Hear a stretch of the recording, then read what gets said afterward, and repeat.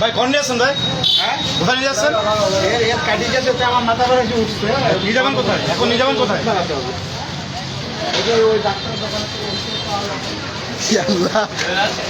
আজকে যে কালোমুখ হনুমান আহত হয়েছিল এবং আপনার কাছে এসেছিল সেই বিষয়ে যদি একটু বলতেন।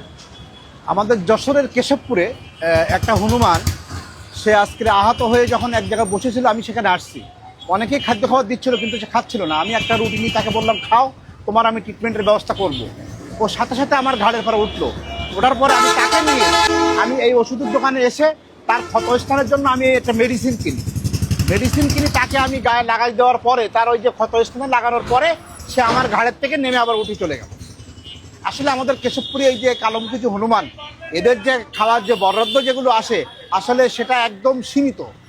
যে কারণে এই হনুমানগুলো বিভিন্ন জায়গায় ছোটাছুটি করে, বিভিন্ন মানুষের চালের পরে ওঠে, বিভিন্ন ফল ফলাদি খায় এবং তারা কি করে, তারা নির্যাতন করে এবং নির্যাতন করার কারণে কিন্তু এই ক্ষতটা হয়েছিল তার। এখন হনুমানটি কোথায় আছে এবং কি অবস্থায় রয়েছে? আসলে এখন হনুমানটা কিন্তু সে এখানে আছে, সে মোটামুটি একটু সুস্থ মনে হচ্ছে। আমি চাইবো যে হনুমানের যে খাদ্য যে বরাদ্দটা আছে, এই বরাদ্দটা যদি সরকারের পক্ষ থেকে আরও একটু বাড়ানো যায় তাহলে আমাদের কেশবপুরীর কালোমুখ হনুমান বা ঐতিহ্য ঠিকই থাকবে।